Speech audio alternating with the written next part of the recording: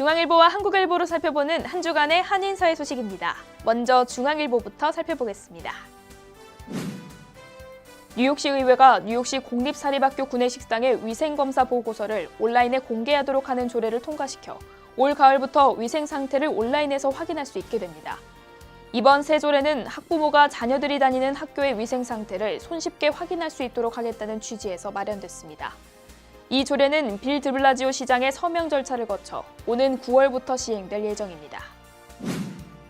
불법 체류 청년 추방유예 프로그램의 미래가 여전히 불투명한 것으로 나타났습니다. 백악관이 국토안보부의 DACA 프로그램 유지 발표가 영구적으로 시행하겠다는 뜻은 아니라고 밝혔기 때문입니다. 이와 관련해 공보부 부국장은 어느 한쪽으로 결론이 나오지 않은 상태라고 말하며 프로그램의 미래가 확실치 않다는 입장을 시사했습니다. DACA 유지 발표에 대해 환영일색의 성명을 냈던 이민 옹호론자들도 즉각 입장을 바꿔 트럼프 행정부 성토에 나선 상황입니다. 17개월 동안 북한에 억류됐다 혼수 상태로 석방된 오토 원비어가 지난 19일 사망했습니다. 원비어는 2015년 12월 평양 여행 중 북한 정부에 대한 적대적 행위로 체포돼 억류되었으며 혼수 상태가 된 상태로 석방돼 얼마 전 고국으로 돌아왔지만 뇌조직 손상으로 결국 숨졌습니다. 도널드 트럼프 대통령은 원비어 가족에게 애도를 표하며 북한 정부를 규탄했습니다. 이에 따라 미국과 북한 관계가 한층 더 냉각될 것으로 보입니다. 퀸즈 코로나의 아파트를 소유한 건물주가 세입자들에게 체류 신분 증명을 요구하고 불법 체류일 경우 퇴거될 수 있다는 서한을 보내 물의를 빚고 있습니다. 이 같은 사실이 알려지자 해당 지역 상원의원인 호세 페랄타 의원은 주검찰에 민원을 제기했으며 반이민 정서가 담긴 이 같은 행위를 용인하지 않을 것이라고 밝혔습니다. 다음은 한국일보를 살펴보겠습니다.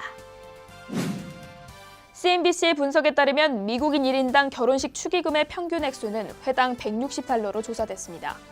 주별로는 버몬트주가 245달러로 가장 많았으며 뉴저지는 198달러, 뉴욕은 191달러로 나타났습니다. 한편 뉴욕 뉴저지 한인 커뮤니티의 경우 100달러에서 500달러 선의 축의금을 내는 것으로 나타났습니다.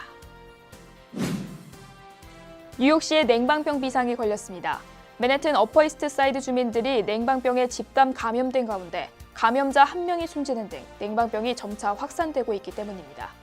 현재 시 보건국은 감염 환자가 발생한 맨해튼 지역의 대형 에어컨과 냉각탑을 조사 중입니다. 또 예방을 위해서는 정기적으로 에어컨 필터를 교체하거나 냉각수 오염도를 꼼꼼하게 점검해야 한다고 말했습니다. 연방노동부가 전문직 취업비자 비리와의 전쟁을 선포했습니다. 연방검찰로부터 위임받은 특별수사권을 발동해 취업 관련 비자 사기 수사에 직접 착수한 것입니다. 연방검찰이나 연방이민세관 단속국이 아닌 노동부가 취업비자 사기 수사 보고서를 공개한 것은 매우 이례적인 것으로 모든 수단과 방법을 동원해 취업비자 비리 단속에 나설 것이라는 노동부 장관의 의지로 해석됩니다. 미국 내에 거주하는 한인 영주권자 수가 29만 명으로 추산됐습니다.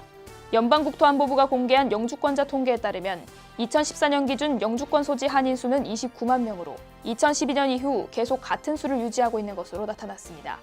이는 한인 영주권자 10명 중 6명이 시민권 취득을 미루고 있는 셈입니다. 지금까지 신문으로 살펴본 한 주간의 한인사회 소식이었습니다.